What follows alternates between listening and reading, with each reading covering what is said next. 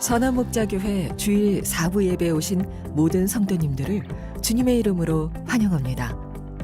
이제 곧 예배가 시작됩니다.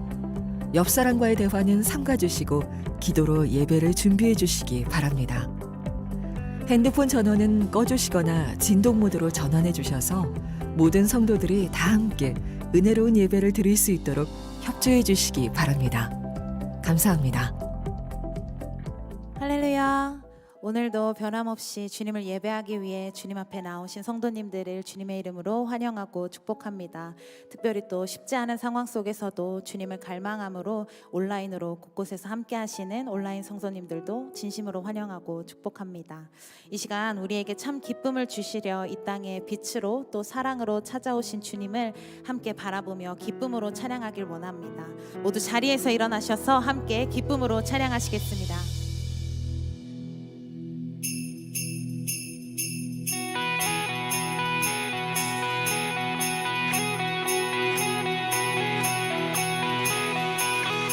기뻐하며 경배하세 영광의 주 하나님 주 앞에서 우리와는 미련하는 꽃 같아 죄와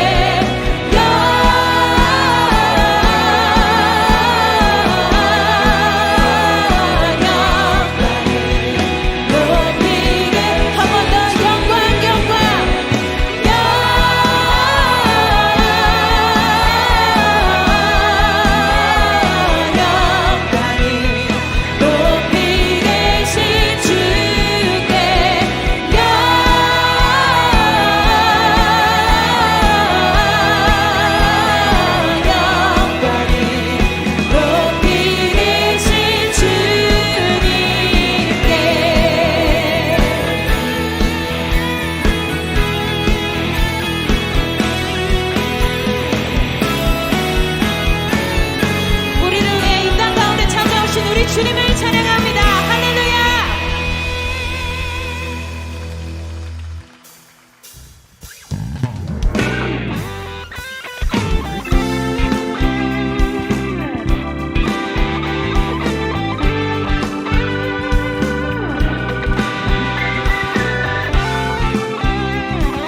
우리 계속해서 우리 주님의 크신 사랑을 찬양합시다. 예수보다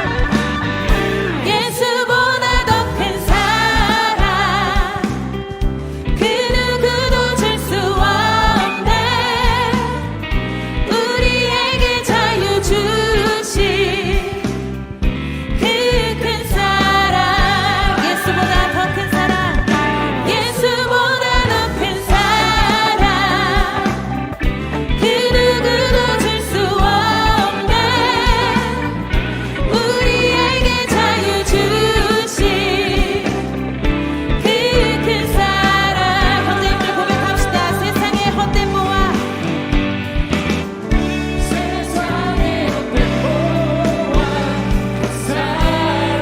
사라지지만 영원한 주의 사랑 나의 마음에 나누리. 예수보다 더 큰 사랑 예수보다 더 큰 사랑 그 누구도 줄 수 없네. 우리에게 자유 주신 그 큰 사랑 찬양하세 영원히 찬양하세 영원히 변치 않는 그 사랑 위대한 그 사랑 내 죄 씻었네. 세상 모든 능력과 권세보다 강하신 영원한 그 사랑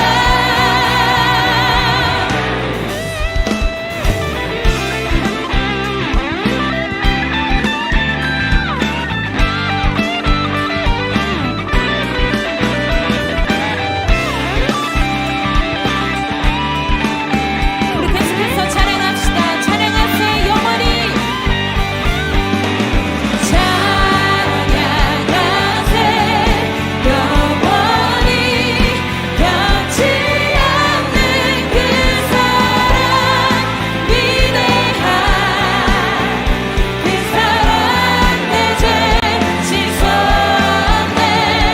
세상 모든 능력과 권세보다 강하신 영원한 그 사랑 예수보다 더 큰 사랑 그 누구도 줄 수 없네. 우리에게 자유 주신 그 큰 사랑 예수보다 더 큰 사랑 예수보다 더 큰 사랑 그 누구도 줄 수 없네. 우리에게 자유 주신 한 번 더 예수보다 더 큰 사랑 예수보다 더 큰 사랑 그 누구도 줄 수 없네. 우리에게 자유 주신 그 큰 사랑 우리를 향한 주님의 크신 사랑을 찬양합니다. 아멘.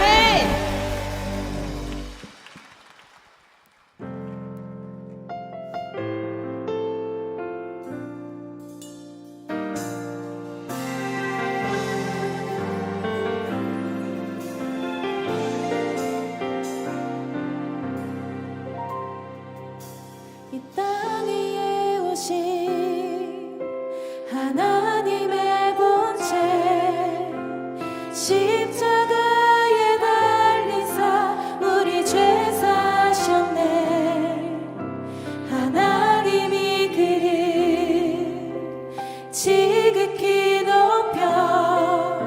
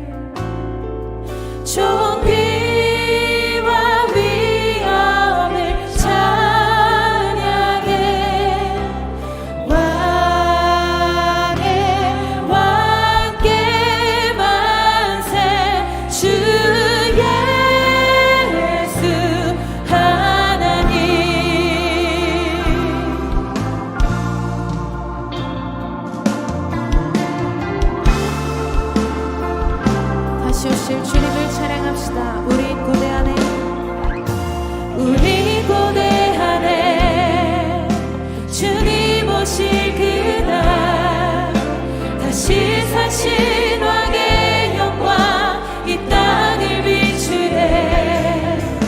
사단의 권세는 주 앞에 무너져 생명과 진리의 주 권세 가장 높도다.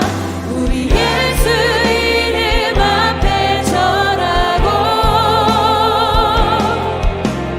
모든 입이 주를 시네. 영광 중에 오실 주를 보리라. 선포해 왕께 만세 왕께 만세. 존귀와 위엄을 찬양해. 왕의 왕께 만세. 주 예수 하나님 왕께 만세. 왕께 만세. 존귀와 위엄을 찬양해. 왕의 왕께 만세. 우리 이번에 두 손 들고 더 큰 목소리로 찬양합시다. 왕께 만세. 왕께 만세. 존귀와 위엄을 찬양해. 왕의 왕께 만세. 주 예수 하나님. 찬양 성부 성자 성령. 찬양 성부 성자 성령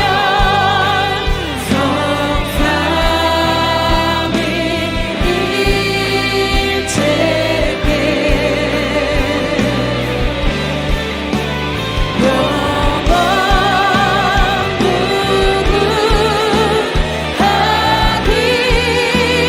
영원무궁하기까지 영광을 돌리세.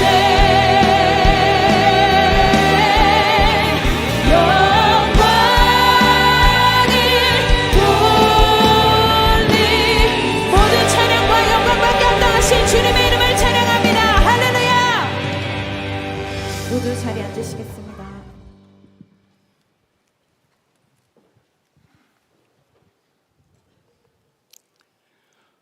소망과 기쁨으로 대림절 세 번째 성일을 맞이하면서 다시 오실 주님을 간절히 사모하며 하나님 아버지 앞에 예배자로 서게 하시니 감사와 영광을 올려드립니다. 이 시간 예배를 사모하는 모든 성도님들 심령 안에 하늘의 평강을 부어주시고 성령의 임재와 충만함으로 채워주시옵소서. 자비의 하나님, 연약한 저희들 지난 한 주간 삶의 현장에서 감당해야 했던 신음과 고통을 헤아려 주시고 자비와 위로로 보살펴 주셨건만 하나님의 말씀과 뜻대로 순종하지 못할 때가 많았음을 고백하며 회개하오니 용서하여 주시고 보혈의 능력에 힘입어 다시 거룩한 회복자로 거듭나게 하옵소서. 하나님 아버지, 올 한 해 저희들 믿음의 여정을 돌아보니 과분한 은혜의 발자취를 남겨주셨습니다. 그러나 때로는 이해할 수 없는 일들로 믿음의 고비마다 하나님의 특별한 보호와 인도하심의 은혜를 부어주셨고 영적 갈급함이 있을 때마다 목사님들의 말씀과 기도로 영적 회복을 누리게 하셨으며 지체 간의 동역을 통하여 합력하여 아름다운 공동체의 선을 이루게 하신 뜻깊은 한 해였음에 감사드립니다. 올해 남은 일정과 다가오는 새해 하나님의 계획하심과 뜻하심이 저희들의 꿈과 비전이 되게 하시고 예수님의 사랑이 저희들의 소망이 되게 하시며 성령님의 인도하심과 행하심이 저희들의 능력이 되게 하옵소서. 특별히 시간 간구하옵기는 다니엘 21일 금식 기도를 통하여 다니엘이 나라와 민족과 공동체의 회복을 위하여 금식하며 애통해야 하며 하나님의 뜻을 구했듯이 모든 성도님들이 다니엘의 심정처럼 무너졌던 영역들이 금식 기도를 통해 다시 재건되고 회복되는 계기가 되게 하옵소서. 능력의 하나님, 김다희 목사님 건강하신 모습으로 단위에 세워주심에 감사드립니다. 준비된 생명의 말씀이 선포될 때 성도님들 안에 눌렸던 심령이 회복되게 하시고 육신의 질병으로 신음하는 자가 들고 일어서는 예배 시간이 되게 하옵소서. 오늘 드려지는 예배를 통하여 모든 성도님들이 진리의 말씀을 깨닫고 볼 수 있는 영안을 열어주시고 주님의 세미한 음성을 들을 수 있는 귀가 열리는 예배 시간 되게 하옵소서. 지금 이 순간 치유와 씨름하며 많은 곳에서 예배를 돕는 모든 손길들을 기억하시고 축복하여 주옵소서. 성도님들의 마음을 담아 함께 뜨겁게 찬양을 인도하는 더 브릿지 찬양대원들의 천사 소리를 흠양하시고 은혜의 축복을 더하여 주시옵소서. 우리를 구원하시기 위해 이 땅에 오신 예수님의 이름으로 기도드립니다. 아멘.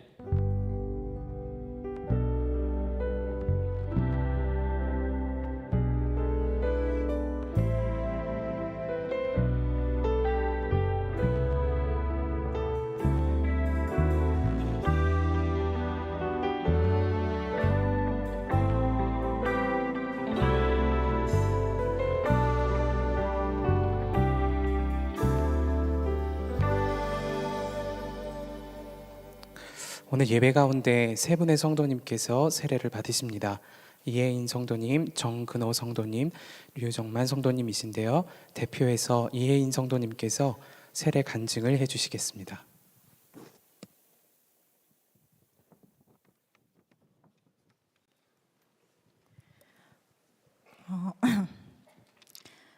저는 중학생 때 친구의 전도로 교회를 다니게 됐습니다.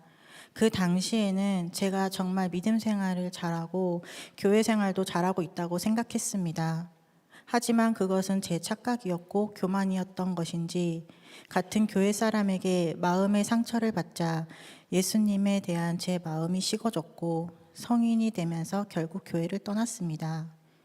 그렇게 방황하는 시간이 흘러 어느덧 30대가 되었고 저는 결혼을 하여 아이를 낳은 아내이자 두 딸의 엄마가 되었습니다. 그러나 제 삶은 저의 생각과 계획 그리고 제 힘대로 되지 않으니 사주를 보거나 유튜브로 무속신앙을 보는 등 허무한 시간을 보내왔습니다. 그렇지만 결국은 이전에 찾았던 하나님을 찾으며 도와달라고 기도했습니다. 그런데 신기하게도 얼마 지나지 않아 딸의 친구 엄마를 만났는데 교회 이야기가 나왔고 그 엄마로부터 선한 목자 교회에 나오라는 권유를 받았습니다. 그날 집으로 돌아와서 하나님께 기도를 드리는데 제가 이전에 교회를 다닌 이유가 예수님이 아닌 사람이 좋아서 다녔다는 것을 깨닫게 됐습니다. 그리고 이제는 사람이 아닌 예수님을 바라보고 교회를 가야겠다는 생각이 들었습니다. 선한 목자 교회 성전에 처음 발을 들인 날 저는 하나님을 만났습니다. 예배를 드린 뒤 기도를 하는데 이제 그만 방황하고 내게로 오라. 내게 나와 너의 무거운 짐을 내려놓고 내게 맡겨라 라는 내적 음성이 들렸습니다. 아버지의 품으로 돌아왔다는 생각이 들었고 제 마음이 이렇게 변화되는 것이 놀라웠습니다. 그 후로도 교회를 등록할지 말지 고민을 하던 중 예배를 드리고 있었습니다. 근데 하나님께서 어떻게 아셨는지 4월 30일 더 이상 미루지 말고 땅을 취하라는 목사님의 설교 말씀을 듣고 하나님이 더 이상 미루지 말라고 얘기하시는 것 같아 바로 교회에 등록을 하고 10주 양육을 받았습니다. 양육을 받으면서 그동안 교회와 성경에 대해 궁금했던 많은 점들이 가려운 곳 긁어주듯 해결되었습니다. 그 중에 제가 왜 죄인인지에 대해 들었을 때, 내가 죄인이 맞구나. 예수님이 돌아가심으로 내 죄를 용서받았구나를 알게 되었고, 그것을 받아들이게 되었습니다. 예수님의 십자가로 제 죄가 용서받았다고 생각하니, 제가 알고 지은 죄와 그리고 모르고 지은 죄를 더욱 눈물로 회개하게 됐습니다. 그리고 이제는 하나님의 말씀을 지키며 살아가야겠다는 생각도 들었습니다. 요즘 제 삶에 여러 변화가 나타났습니다. 먼저는 예수님께 기도하면 눈물이 주체할 수 없이 흐릅니다. 삶에서는 하루를 시작할 때마다 감사의 마음이 들고 작은 것에도 행복하고 남과 비교하지도 않고 가족도 평안하게 대하게 됐습니다. 이제는 제 안에서 성령님이 계시다는 것이 믿어지고 제 삶의 기준이 말씀이어야 된다는 것도 믿어집니다.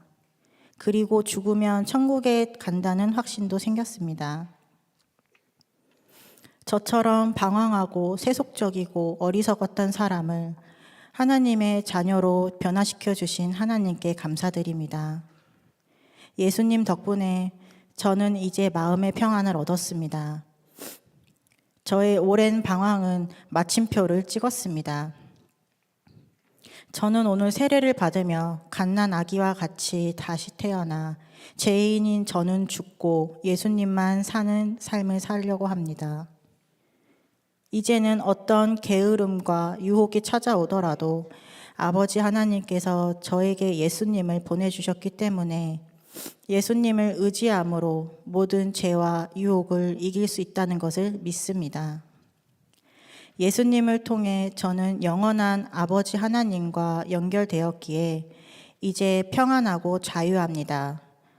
저를 선한 목자 교회로 인도해 주시고 진리의 말씀으로 영적으로 다시 살아날 수 있게 해주셔서 감사드립니다. 이 모든 것 하나님 아버지께 영광 돌립니다. 정말 감사합니다.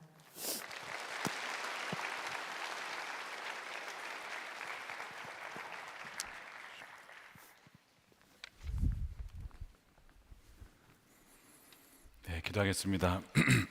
이혜인, 정근호, 유정만 주님인 귀한 이 세 분의 영혼을 주님께서 기억하여 주시고 이 시간 세례를 베풀 때에 주의 성령으로 함께 세례를 베풀어 주시옵소서. 하나님과 많은 사람들 앞에서 저의 입술로 고백하고 또한 간증문으로 주님께 고백하였사오니 평생토록 주님께서 저의 삶 가운데 함께 하시며 동행하시며 인도하시며 붙잡아 주시는 놀라운 은혜를 누리며 살아가게 해 주시고 주님을 날마다 닮아가며 영적 아이에서 어린이로 청년으로 또한 아비와 어미로 자라가서 또한 다른 이들을 주님께로 인도하며 주의 말씀으로 양육할 수 있는 제자 삼는 제자로 자라가게 하여 주시옵소서. 함께 하실 주님을 찬양하며 예수님의 이름으로 기도드립니다.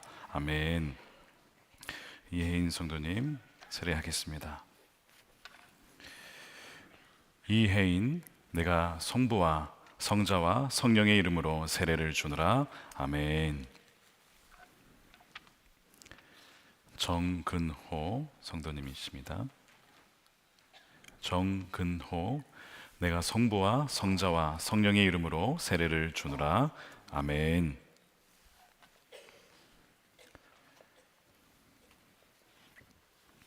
류정만 성도, 류정만, 내가 성부와 성자와 성령의 이름으로 세례를 주노라. 아멘. 네, 우리 앞에 서시겠습니다. 우리 회정석 향해서 서시고, 네, 이쪽으로 오십시오. 네. 네, 오늘 세례를 받고 또 주의 나라의 백성이 된 우리 세 분을 인사하실 때 박수로 축복해 주시기 바랍니다. 이 시간에는 세례를 받으신 분들과 함께 10주간의 세가족 과정을 마치시고 수료하시는 성도님들을 축복하겠습니다. 이경희 성도님, 전유경 성도님, 강유진 성도님, 이주현 성도님, 양혁 집사님, 이현숙 집사님, 송길택 집사님, 김명원 집사님, 이나영 집사님, 김종현 성도님, 조미숙 성도님, 미숙 플러드 성도님, 김태선 성도님이십니다. 바나바가 십자가 목걸이를 걸어주시고 예수님의 마음으로 꼭 안아주시기를 바랍니다. 우리도 함께 박수하며 축복하며 찬양하겠습니다.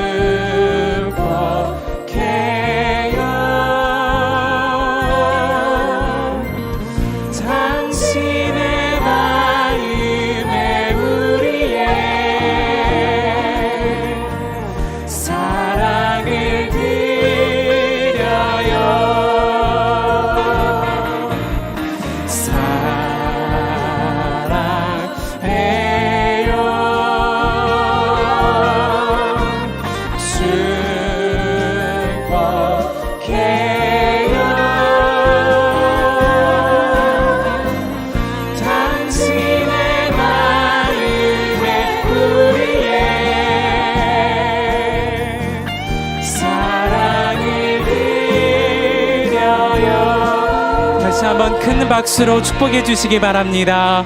축복합니다.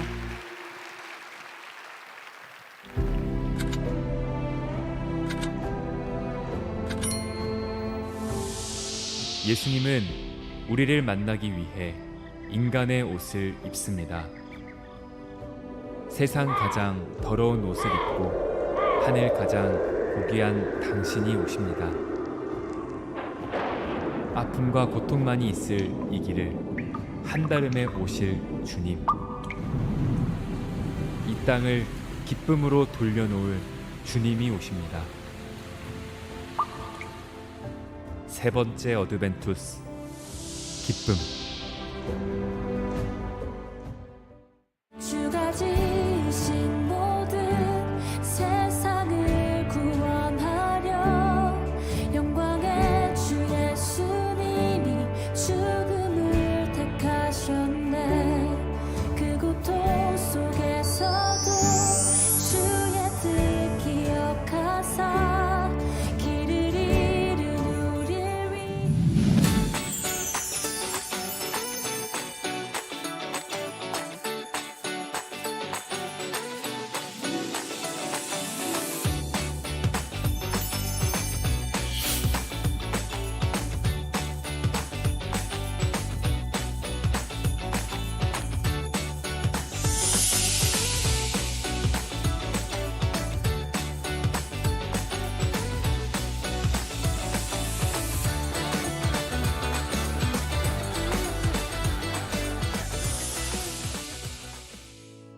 교회 소식을 알려드리겠습니다.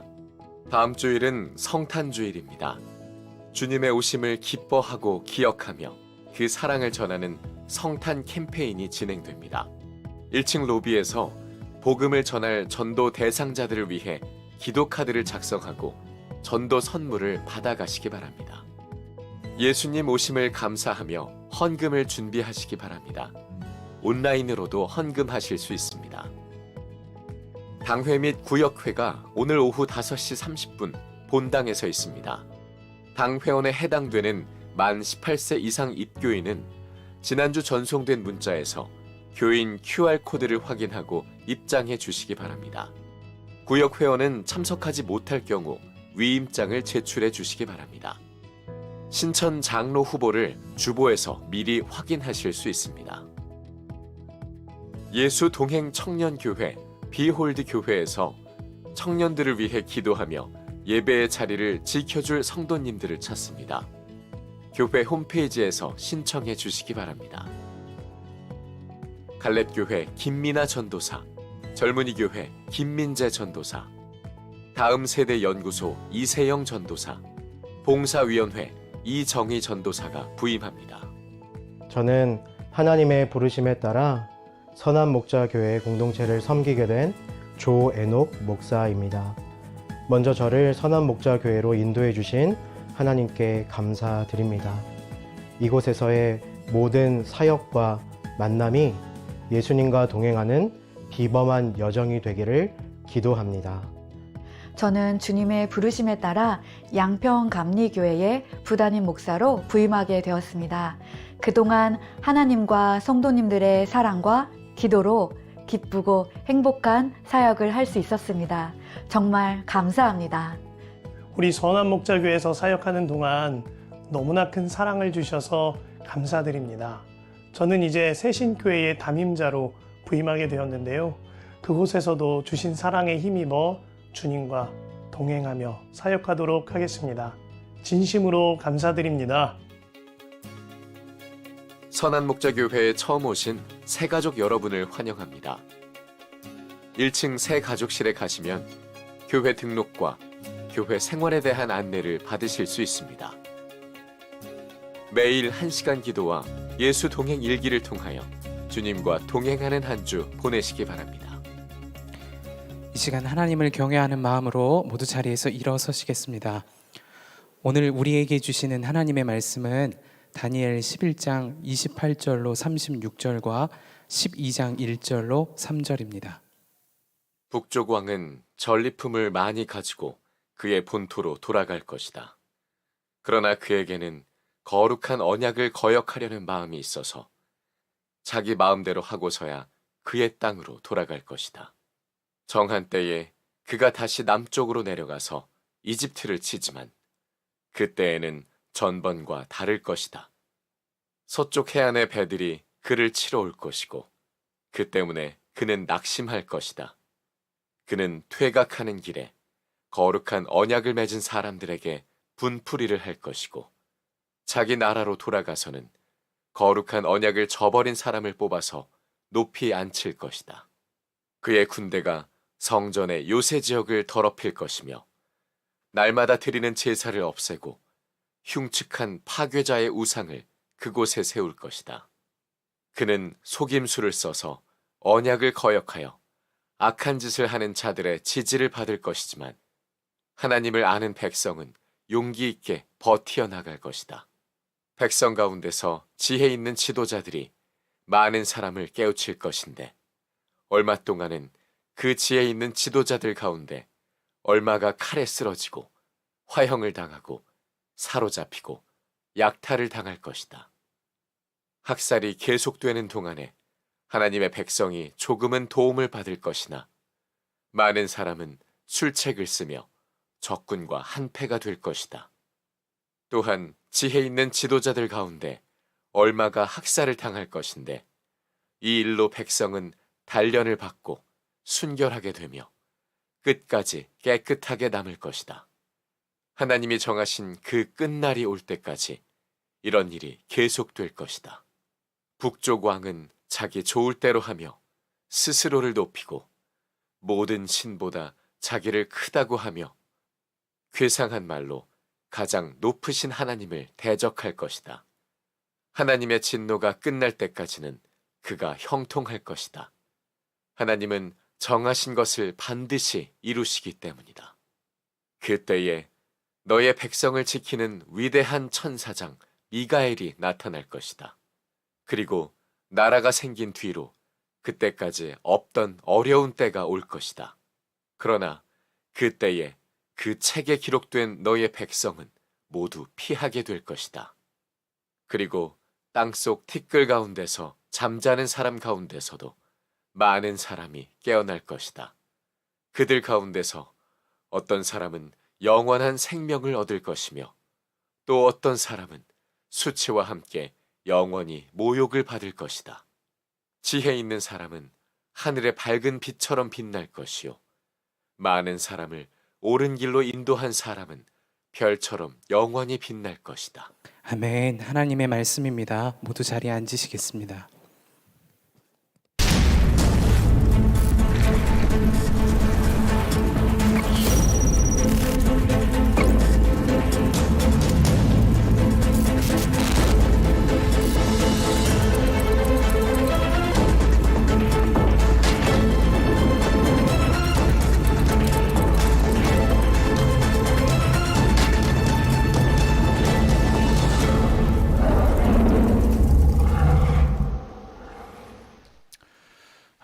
추운 날입니다. 추운 날씨에도 불구하고 강추위를 뚫고 예배 오신 여러분들, 또 온라인으로 오신 여러분들 환영합니다. 우리 옆 사람 인사하겠습니다. 대단하십니다. 네, 대단하십니다. 건강하십시오. 네, 감기 걸리지 마시고 건강하시기 바랍니다. 광고 드린 대로 돌아온 금요일에 우리 성탄 전야제 예배가 있습니다. 우리 아이들 어린이 유아부터 쭉 발표를 하는데 매년 저는 이 자리에 앉아서 늘 눈물을 흘리면서 봅니다. 너무 감동이 돼가지고 아마 놓치시면 아마 후회하실 겁니다. 이번에 귀한 또 뮤지컬이 준비되고 있습니다. 또 아이들 발표를 통해서 우리 오실 주님을 또한 맞이하는 우리가 되기를 원합니다. 바벨론의 다니엘처럼 시리즈가 이제 오늘을 제외하고 한 번 남았습니다. 거의 막바지에 다다랐는데요. 오늘은 14번째 시간입니다. 악인이 형통할 때 이렇게 반응하라 라는 제목의 말씀을 나누겠습니다. 여러분, 세속도시에서 신앙인으로 살아가기 어려우시죠? 여러 가지 이유가 있겠지만 그 중에 하나는 안 믿는 사람, 굉장히 세속적인 사람, 하나님을 부정하고 대적하는 사람이 너무나 이 세상에서 형통하기 때문에 그렇습니다. 그걸 보는 것은 참으로 어려운 일이죠. 하나님께서 왜 악인을 더 잘되게 하시나? 물론 이 말에는 여러분 주의해야 될 점이 있습니다. 나는 선하고 저들은 악하다, 이렇게 보게 되는 왜곡된 이분법이 작동될 수 있기 때문에 그래요. 하나님 외에는 선하신 분이 없고 악한 자에게도 선한 면이 있고 선한 자에게도 악한 면이 있습니다. 그러니까 우리는 온전히 선하다라고 보는 것은 사실은 성숙하지 못한 견해이죠. 그럼에도 불구하고 정말 악하다라고 불릴 만한 자들이 있는데, 오늘 본문에 보면 바로 북방왕이라고 불린 왕의 등장, 바로 그의 모습을 오늘 본문에서 보여주고 있습니다. 11장의 내용은 바로 이 전쟁이 나와 있어요. 10장에서는 이 다니엘의 금식 기도로 촉발된 천상계의 전쟁, 천사들과 마귀들의 전투가 있었다면, 이 11장은 지상에서의 지극히 세속적인 왕들의 치열한 전투가 그려져 있습니다. 대부분의 내용은 다 전쟁 내용이에요. 11장은 굉장히 읽기가 쉽지가 않습니다. 그런데 여기에서 하나님의 백성에 대한 이야기는 아주 조금 나와요. 그리고 굉장히 힘이 없습니다. 그러니까 이런 거대한 세력들의 전쟁 사이에 마치 고래싸움에 새우등 터지는 것처럼 하나님 백성은 너무나 미약해 보여요. 그런데 악인들은 너무나 형통한 삶을 산다는 거예요. 자, 여기에 대해서 우리는 어떻게 반응해야 될까? 이것이 오늘 본문의 오늘 메시지의 주제가 되겠습니다. 이 북방왕이라고 불린 자는 안티오쿠스 4세, 역사적으로 에피파네스, 스스로 신의 현현이라고 불렸던, 그런 미치광이라고 불렸던 그런 왕입니다. 21절에 보면 그는 본래 비열한 사람이다. 또한 그는 비천한 사람이다. 왕이 될 사람이 아닌데 속임수로 권력으로 쟁탈을 해서 왕위를 차지한 사람입니다. 군사력을 가지고 권력을 바탕으로 폭력을 행하고 압제를 행하고 특별히 하나님의 백성들을 핍박하고요, 하나님에 대해서 신성모독을 행하는 아주 악한 왕이죠. 그를 한 구절로 이렇게 묘사할 수 있습니다. 36절입니다. 북쪽왕은 자기 마음대로 좋을 대로 한다는 특징이 있고요, 스스로를 높입니다. 신보다 자기를 높이고 괴상한 말로 가장 높으신 하나님을 대적합니다. 그런데 그가 형통하다는 데 있습니다. 이것이 굉장히 우리의 마음을 불편하게 만들어요. 여러분, 형통하면 떠오르는 인물 요셉, 여호수아 생각나실 거예요. 창세기 39장에 하나님께서 요셉과 함께 하셔서 형통하게 하셨다. 그 형통 말이죠. 근데 그 형통의 단어와 오늘 형통은 다르겠죠? 근데 여러분, 똑같은 단어를 쓰고 있습니다. 어떻게 하나님께서 사랑하시는 자를 형통케 하시는 게 이해되는데 악인마저도 형통케 하시는가? 굉장히 의구심을 내는 부분입니다. 번성케 하고 잘되게 하고 목표 설정하면 다 이루어지고 거침없이 뚫고 나아가는, 이것이 형통의 의미인데 어떻게 하나님을 경외하지 않고 하나님을 대적하는 이가 형통할 수 있느냐? 30절까지 보게 되면 이런 말씀이 나와요. 태각하는 길에 거룩한 언약을 맺은 사람들에게는 분풀이를 할 것이고, 고난을 당하는 거예요. 신앙인들은 자기 나라로 돌아가서는 거룩한 언약을 저버린 사람은 높은 곳에 올라가게 됩니다. 이런 일이 벌어져요. 총선을 하게 되면 그리스도인들만 당선을 받죠. 아닌 것을 알고 있습니다. 직장에서 승승장구하고 승진하는 사람들은 다 하나님 믿고 정직하고 순결하고 그런 분들만 승진을 하죠. 그렇지 않다는 것을 여러분 잘 아실 겁니다. 이것이 세속적인 도시에서 우리가 매일 목도하는 일이죠. 이 악인의 형통에 대한, 그래서 이 공정성 문제에 대한 이 문제 제기는 여기서만 나오는 문제는 아닙니다. 예레미야 선지자도 하나님께 이 문제를 질문했어요. 예레미야 12장 1절이에요. 주님, 제가 주님과 변론할 때마다 언제나 주님이 옳으셨습니다. 그러므로 주님께 공정성 문제를 한 가지 여쭙겠습니다. 어찌하여 악인들이 형통하며 배신자들이 모두 잘 되기만 합니까? 신이 없이 배신을 하고 이쪽이 세력이 좋다, 이쪽이 권세자다 하고 붙어요. 여기가 결탁합니다. 공모합니다. 그러다가 또 시간이 지나서 여기는 또 이제 끈 떨어졌다. 그러면 다시 일로 붙습니다. 그런 이들이 왜 더 잘 됩니까? 배신자들이 왜 흥왕합니까? 라는 질문을 예레미야가 던지는 거예요. 자기는 오직 하나님만 믿었거든요. 그런데 배신한 사람들이 더 잘 된다는 것이죠. 이런 질문은 예레미야만 한 것이 아니고 하박국 선지자도, 여러분 1장을 읽어보십시오. 그 질문을 제기하고요. 시편 73편을 읽어보세요. 아삽의 시입니다. 하나님께 예배했던, 오늘로 얘기하면 찬양 인도자와 같은 그 아삽도 이런 질문을 던지는 거예요. 악인의 형통을 보고 시험에 듭니다. 73편 12절이죠. 놀랍게도 그들은 모두가 악인인데 신세가 언제나 편하고 재산은 늘어만 가는구나. 돈이 돈을 낳고 돈이 돈을 낳고 계속 불어나는 거예요. 재산이 패시브 인컴이라고 하죠. 돈이 돈을 벌게 하는 시스템. 이렇다면 내가 깨끗한 마음으로 살아온 것과 내 손으로 죄를 짓지 않고 깨끗하게 살아온 것이 다 허사라는 말인가? 나도 그들처럼 살아야지 라고 하는 유혹, 라고 말했다면 나는 주님의 자녀들을 배신하는 일을 저도 했을 겁니다. 이렇게 실족할 뻔했다는 것이죠. 뭘 보고요? 악인들의 형통을 보고. 예레미야, 하박국, 지금 이 아삽을 비롯해서 심지어 다윗도요, 그런 적이 있었어요. 그리고 오늘 다니엘 11장에서 북방왕의 형통을 보고 우리는 우리 사회에서 매일 그런 일을 보고 듣습니다. 이런 때에 우리 신앙인들은 어떻게 반응해야 할까라는 질문을 던졌더니 오늘 본문에서 하나님께서 세 가지를 말씀을 해 주셨어요. 오늘 그 말씀을 나누려고 합니다. 첫 번째, 악인이 형통할 때 이렇게 반응하라. 첫 번째, 여전히 하나님의 뜻이 성취되고 있음을 신뢰하라입니다. 11장은 과거에 벌어진 일이 아니라 앞으로 벌어질 일을 미리 천사를 통해 보여주신 거예요. 역사를 다 하나님이 주관하고 있어요. 페르시아 망할 거야. 다음에 알렉산더가 그 나라를 차지한다. 3절 내용이고 4절에 갔더니 그 알렉산더 일찍 죽어. 아들이 있는데 그 아들이 계속 못할 거야. 그리고 내 나라로 쪼개져. 하나님이 다 하신다는 거예요. 이거를 쫙 보여주세요.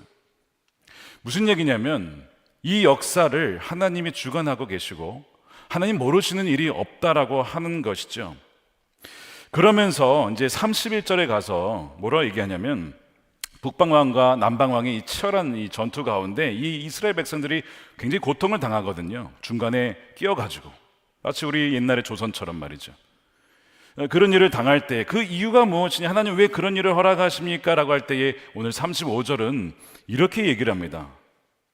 지혜 있는 제자들 가운데 얼마가 학살을 당할 것인데 이 일로 백성은 단련을 받고 순결하게 되고 끝까지 깨끗하게 남을 것이다. 하나님이 정하신 그 끝날이 올 때까지 이런 일이 계속될 것이다.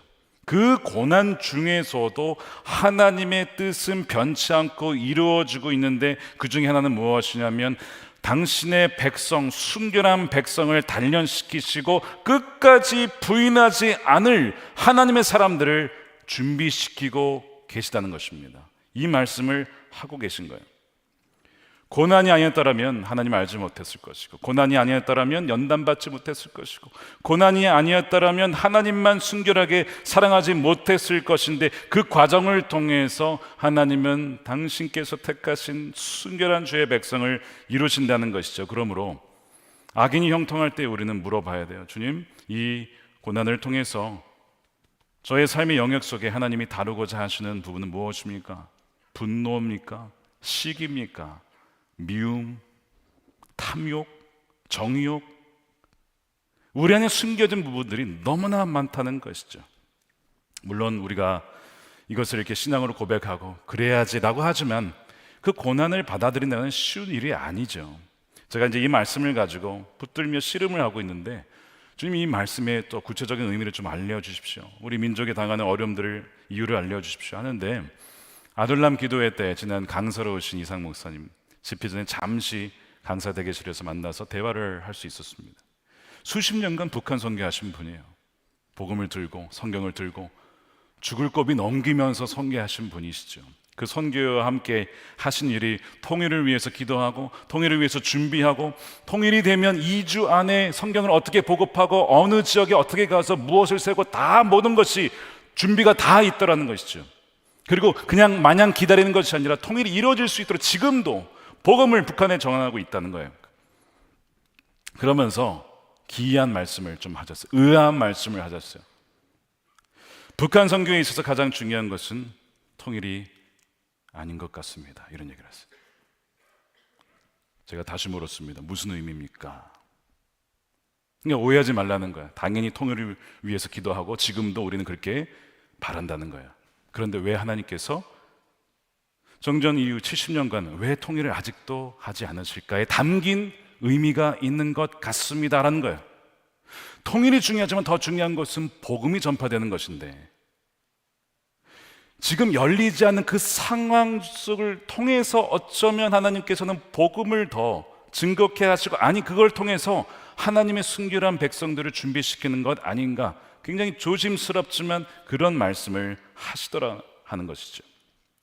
제가 그 이후에 기도를 하면서 하나님께 다시 이 본문을 가지고 묵상을 하면서 기도하는 가운데 하나님께서 우리가 이해할 수 없는 악인의 형통과 고난을 통해서도 하나님의 뜻을 이루신다면 그것이 지금 북한에서도 하시는 하나님의 일이구나.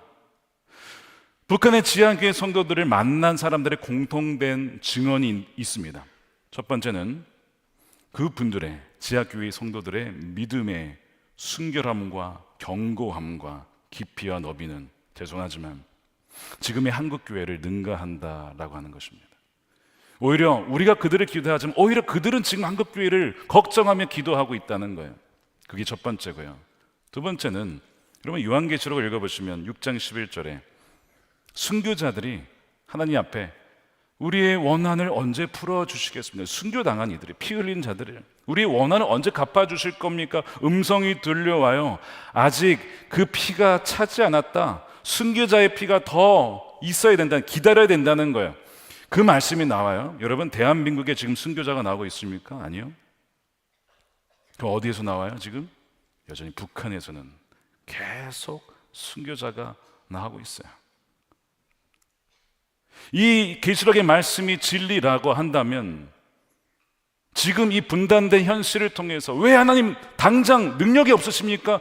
왜 열어주시지 않을까라고 하기 이전에 그 상황을 통해서 하나님이 하신 일이 무엇일까라고 한다면 죽음의 위협 속에서도 끝까지 주님을 의지하고 신뢰하고 정결하게 나갈 그 하나님 백성들을 준비시키고 계시다라는 것 아닐까요?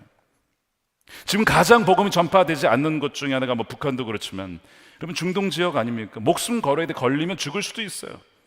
거기에 누가 갈 수 있겠습니까? 죽음을 두려워하지 않는 하나님의 백성들, 끝까지 하나님을 붙잡을 하나님 백성들을 통해서 성교 완성이 이루어지지 않겠습니까? 이 모든 것을 모아보니까 하나님께서 이 대한민국과 또한 북한의 교회들을 통해서 그 일을 이루시고 계시는구나 하는 것을 보게 되었어요. 이상 목사님 쓰신 붉은 예수쟁이라는 책에 보면 2019년 9월 한 편지를 이 단체가 받게 돼요. 무슨 얘기냐면 그 안에 금화라고 하는 이름의 북한 여성 이야기가 담겨 있습니다. 이분은 중국에 이제 너무 힘들어서 탈출했다가 거기서 이 선교단체 일꾼을 만나서 복음을 들어요. 하나님 아버지를 알게 되고 예수님을 알게 되고 3일간 그 감격 속에 바이블 스터디를 한 다음에 그 다음에 세례를 받고 너무 그 감격이 넘쳐나서 북한으로 다시 들어가게 됩니다. 그러면서 이런 믿음의 말을 남겼어요. 사랑하는 아버지, 저는 북한으로 돌아갑니다. 불가마와 같은 아버지 하나님 모르는 그 땅으로 돌아갑니다. 무서운 감옥과 죽음이 저를 기다리고 있겠지만 두렵지 않습니다.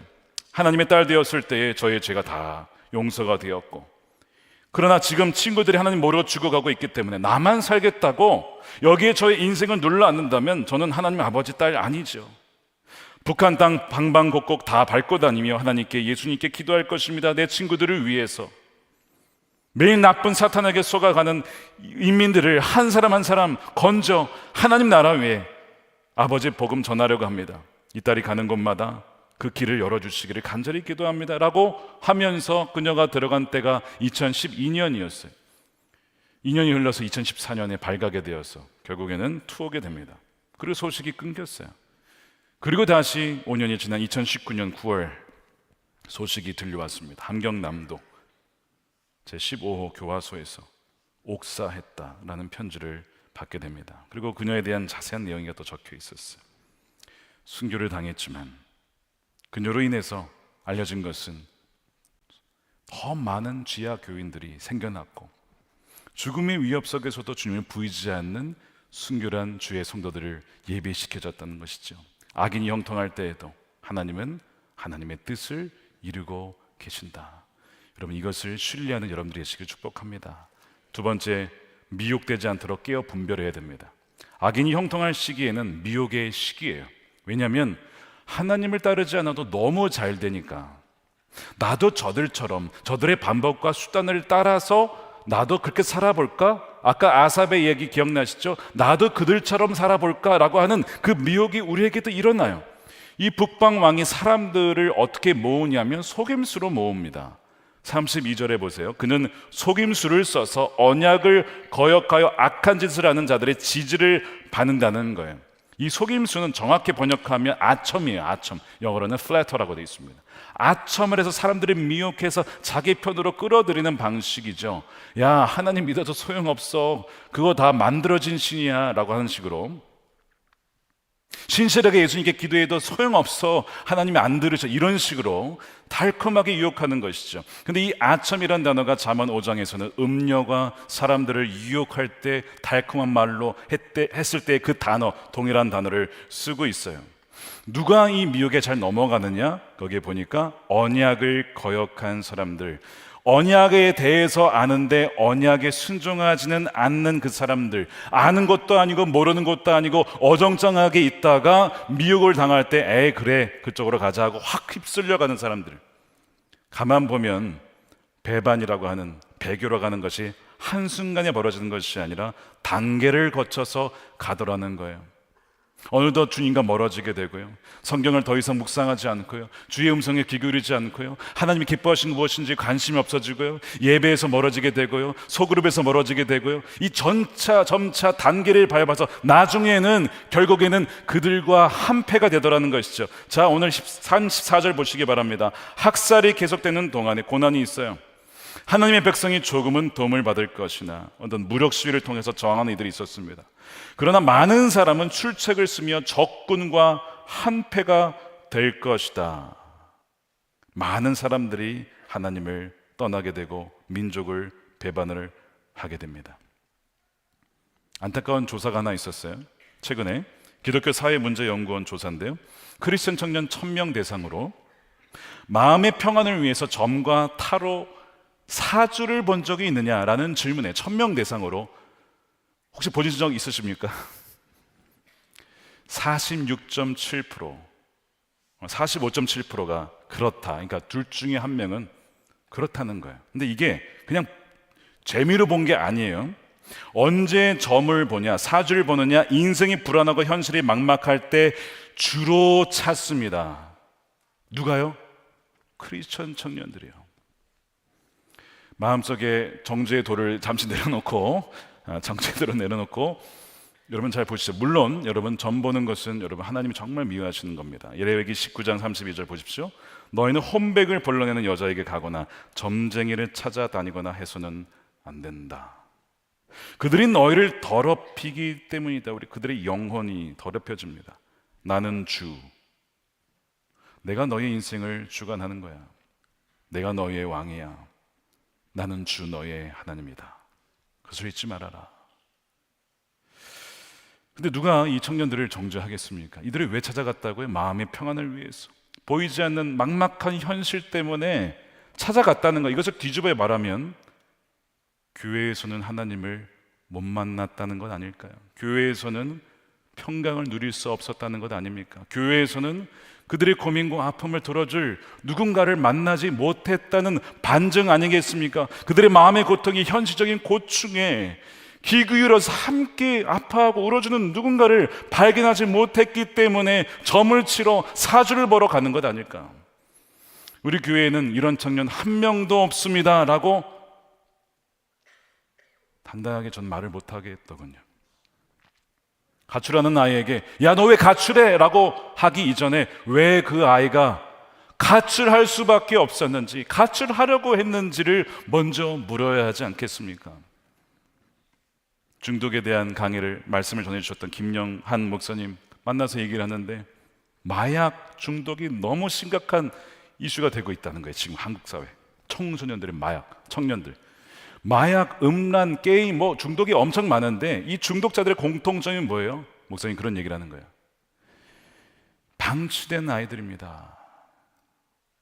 어떤 이유에서든지 부모님이 양쪽에서 다 일하시든지 아니면 어떤 이유에서 어쨌든 관심을 받지 못하고 돌봄을 받지 못하고 방치된 아이들, 그 마음에 그 사랑과 그걸 느끼지 못한 아이들이 그 공허한 마음에 무엇인가를 채우고 싶었던 것이죠. 그것이 게임이든 그것이 음란이든 그것이 마약이든 간에 여러분, 이것은 정죄할 일이 아니라 울어야 할 일입니다. 울어야 할 일이에요.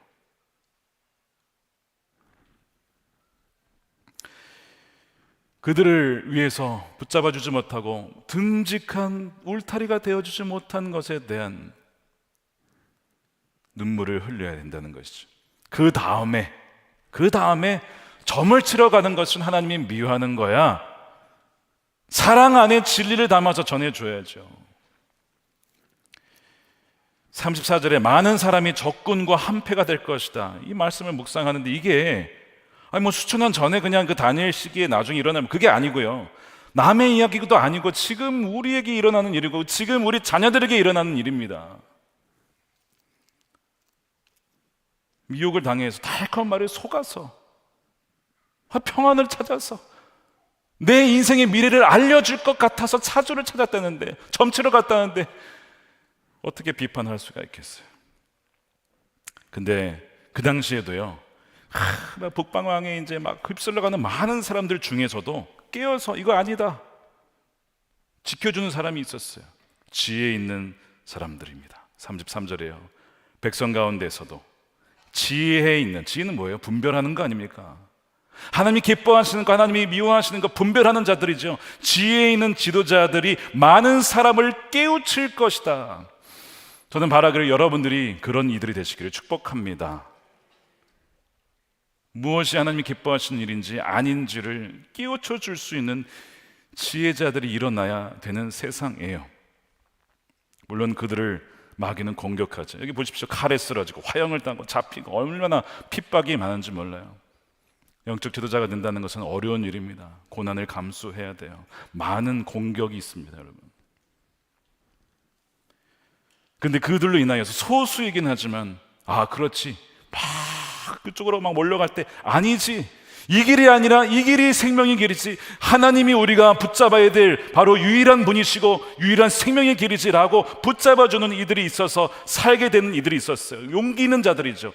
여기 본문에 뭐라고 되어 있냐면 32절입니다. 하나님을 아는 백성이, 하나님이 대해서가 아니고 하나님을 경험한 그 백성들은 용기 있게 버텨 선다는 것이죠. 시류를 거슬러서 올라가지는 못하지만 버텨 선 거예요. 학교에서, 경제계, 법조계 믿음으로 버텨내는 사람들이 얼마나 많은지 몰라요. 근데 그 사람들 때문에, 그 버텨서는 사람들 때문에 변절하지 않고 끝까지 하나님께 나간 사람들이 있다는 거 여러분 기억하시기 바랍니다. 우리 교회 드림 프로젝트라는 게 있어요. 갈릴교회에서 재정을 모아서 젊은이들에게 장학금으로 줘요.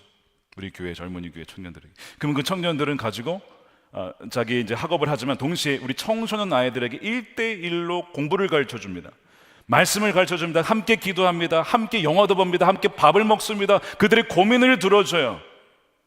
왜요? 이들은 방황하니까요. 갈팡질팡하니까요. 너무나 세상에 휩쓸려 가기 쉽거든요. 피어 프레셔라고 하는 동료, 또래 집단의 압력이 너무 쉽게 넘어가거든요. 그게 아니야, 이 길이야 라고 옳은 길로 끌어주는 청년들이 있어요. 그리고 이 청년들은 또한 어른들이 멘토링을 해서 또 끌어줍니다. 서로 엮은 거예요. 왜 그렇지 않으면 도무지 살아가기 힘든 세상에, 믿음을 지키기 어려운 세상에 우리가 지금 살고 있기 때문에 이걸 묶어준 거죠. 3대를 묶은 것입니다. 이것을 우리는 드림 프로젝트라고 불러요. 저는 이 수혜자들이 더 많아지기를 원하고요, 여기에 헌신한 분들이 더 많아지기를 원합니다. 여러분들이 깨어 분별하여 그런 지혜 있는 자들이 되어주시기를 축복합니다. 세 번째 반응을 하고 마치겠습니다. 악인과 의인의 끝을 동시에 보라는 겁니다. 악인의 끝이 어떻게, 종말이 어떻게 되느냐, 의인의 종말이 어떻게 되느냐. 이 안티오쿠 사세는요, 결국 20년 만에 끝납니다. 그냥 정신병이 걸려 그냥 사라져요. 죽어요. 45절에 그의 끝이 이를 것이냐, 아무도 그를 도와줄 사람이 없다.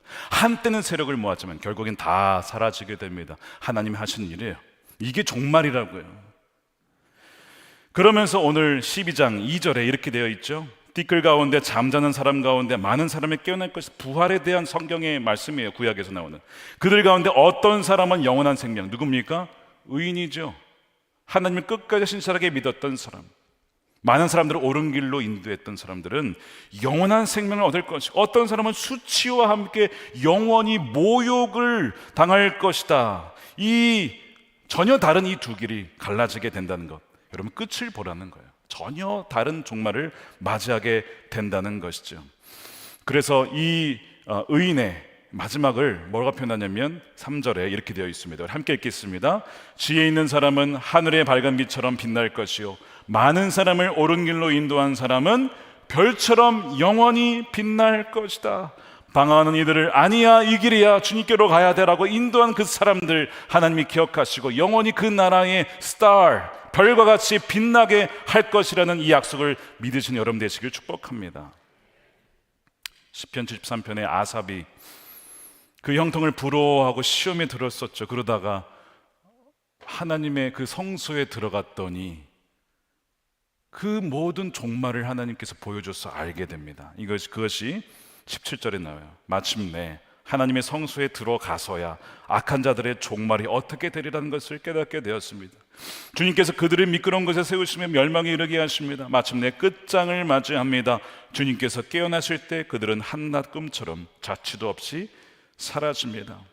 아삽의 삶은 변한 건 없는데 악인의 종말을 보았고, 그 다음에 하나님과 동행하는 자의 현실이 어떠한지를 믿음으로 보게 돼요. 그게 뭐냐? 그것이 23절입니다. 나는 늘 주님과 함께 있으므로 하나님께서 내 오른손을 붙잡아 주십니다.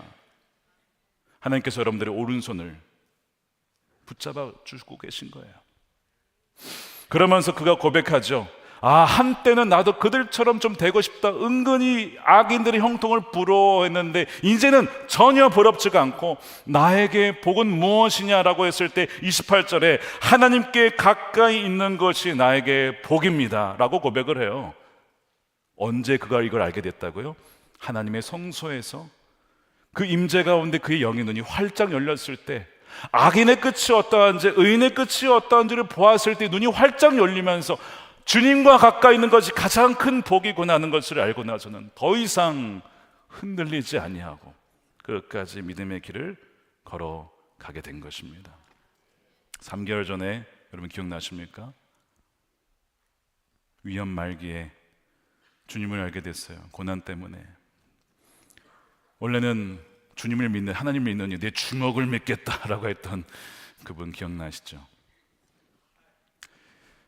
한 달 뒤에 10월 달에 수료자 환영회에서 만나 뵀습니다. 6층에서. 어찌나 얼굴이 밝으신지. 비록 6주년 좀 초췌해 보이지만 너무 밝은 얼굴로 제가 그 얼굴을 보면서 천국이 이미 그 안에, 주님이 그 안에 계시구나 알게 됐습니다. 참 감사했어요. 지난 금요일에 하나님께서 그분을 부르셨습니다. 향년 62세,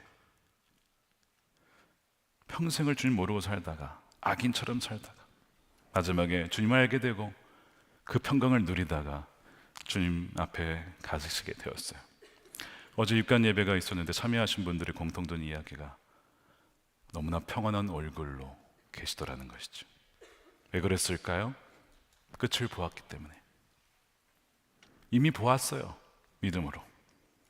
내가 누구와 함께 있고 주님이 내 손 붙잡아 주고 계시고 암이 다가와도 나를 해할 수 없다는 걸 봤기 때문에 평안한 얼굴로 죽음을 맞이하신 것이죠. 그러나 오늘이 천국 환송 예배였습니다. 천국에서 우리와 함께 예배하고 계시리라 저는 분명히 믿어요. 사랑하는 여러분, 악인이 형통할 때 세 가지를 기억하십시오. 신뢰하십시오. 하나님의 뜻은 여전히 이루어지고 있습니다. 두 번째, 깨어 분별하십시오. 지혜는 자가 되어서 흔들린 이들을 붙잡아 주십시오. 세 번째, 끝을 보십시오. 악인과 의인의 끝은 너무나 다르다라고 하는 것. 우리가 이렇게 나아갈 때 주님 우리 손 붙잡아 주시고 끝까지 주님과 동행하다가 우리 인생의 마지막 길 우리를 맞이해 주시고 안아주시는 그 은혜를 누리시는 여러분들의 삶이 되시기를 주님의 이름으로 축원드립니다. 아멘. 기도하겠습니다.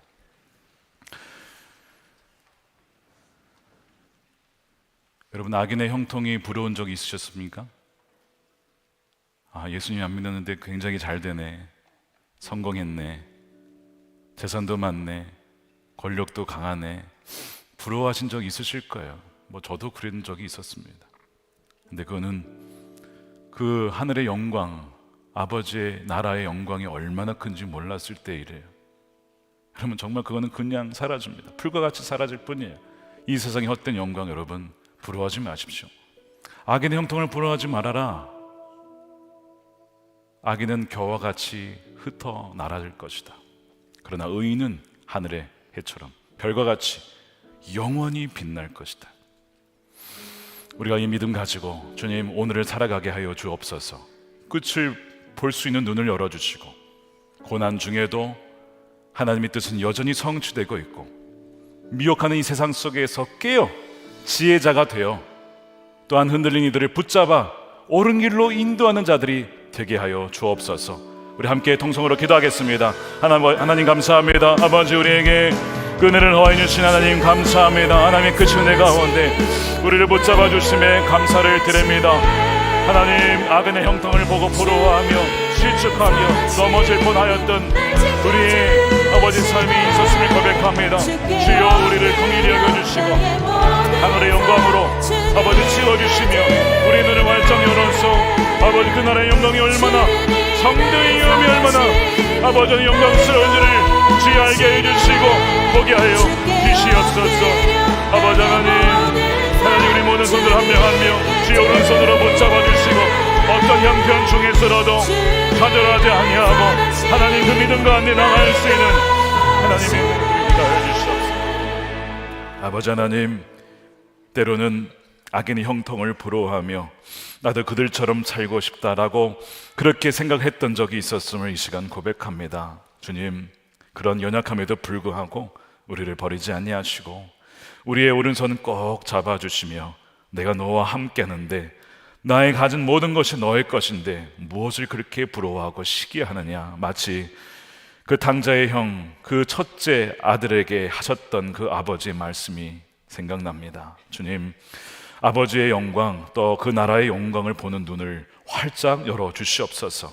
하나님, 정말 지혜로운 자 의인의 그 마지막이 하늘의 별과 같이 밝게 영원히 빛날 것이고 영원한 생명을 누릴 것이라고 약속하셨으니 하나님 감사를 드립니다. 또한 악인의 끝이 결국에는 영원한 수치와 멸망인 것을 보게 하시니 또한 감사합니다. 주여, 끝을 보았사오니 그 끝에서 오늘을 보고 오늘 하루하루를 살아갈 때에 아버지 앞에 부끄러움 없는 삶을 살아갈 수 있도록 주여 우리에게 용기를 주시고 담대함을 주시고 시류를 거슬러 주님과 함께 동행하는 한 걸음 한 걸음 나아가는 주의 성도들이 다 되게 하여 주시옵소서. 당하는 다음 세대들을 주여 하나님 긍휼히 여겨주셔서 그들을 건져내어 옳은 길로 인도할 수 있는 하나님의 자녀들 다 되기를 원하오니 주여 성령으로 충만하게 하여 주시옵소서. 아버지 하나님, 이 시간에 귀한 것 구별해 주님께 올려드립니다. 마음의 중심을 받아주시고 하나님 더욱더 나누고 베품에 부족함이 없도록 하나님 먼저 그 나라와 의를 구할 때에 채워주신 하나님의 은혜를 누리게 하시며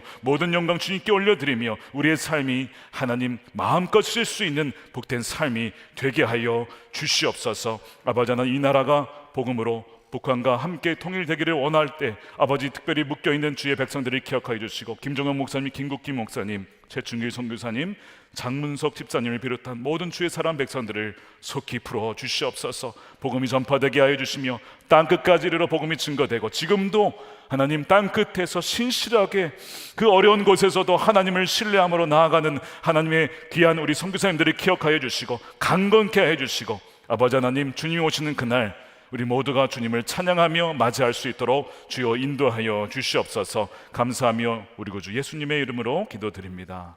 아멘. 다 같이 일어나셔서 주님의 전하심 함께 찬양하겠습니다.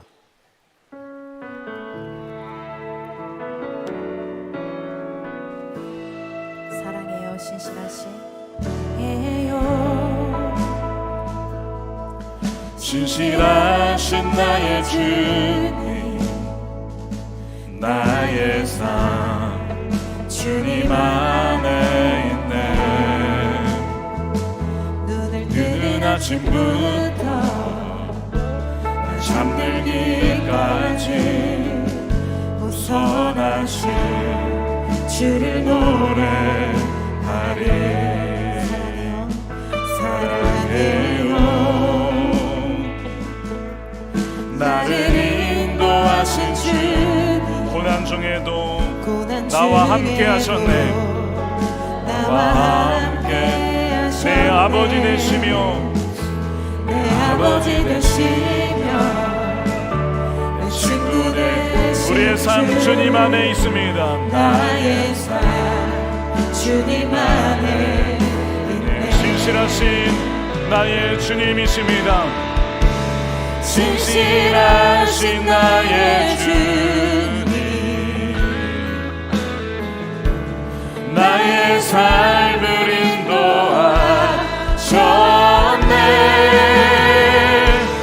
나의 모든 어려움 땅에 우선하신 주를 노래하니. 우리 두 손 들고 찬양합니다. 주님의 선하심이, 주님의 선하심이 날 인도하시네.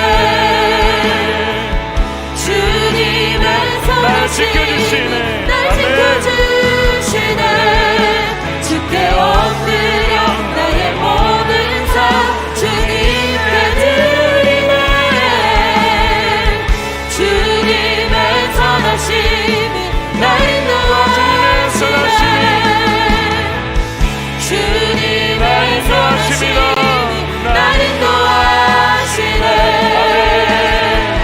주님의 선하심이 날 지켜주시네. 주께 엎드려 나의 모든 삶 주님께 드리네. 주님의 선하심이 날 인도하시네. 하겠습니다. 우리를 선하게 인도하시는 선한 목자 대신 다시 오실 우리의 왕 예수 그리스도의 크신 은혜와 아버지 하나님의 무한하신 사랑하심과 성령님의 감화감동 교통케 하심이 오늘 말씀을 듣고 악인이 형통하는 이 어려운 시대 가운데서도 하나님을 신뢰하며 깨어 분별하며 악인의 끝 또한 의인의 그 마지막을 보며 오늘을 살아가기로 결단하는 사랑하는 우리 모든 성도들의 머리 위에 저들의 가정과 일터와 사랑하는 자녀들과 후손들 가운데 영원히 함께 하시기를 간절히 축원하옵나이다. 아멘.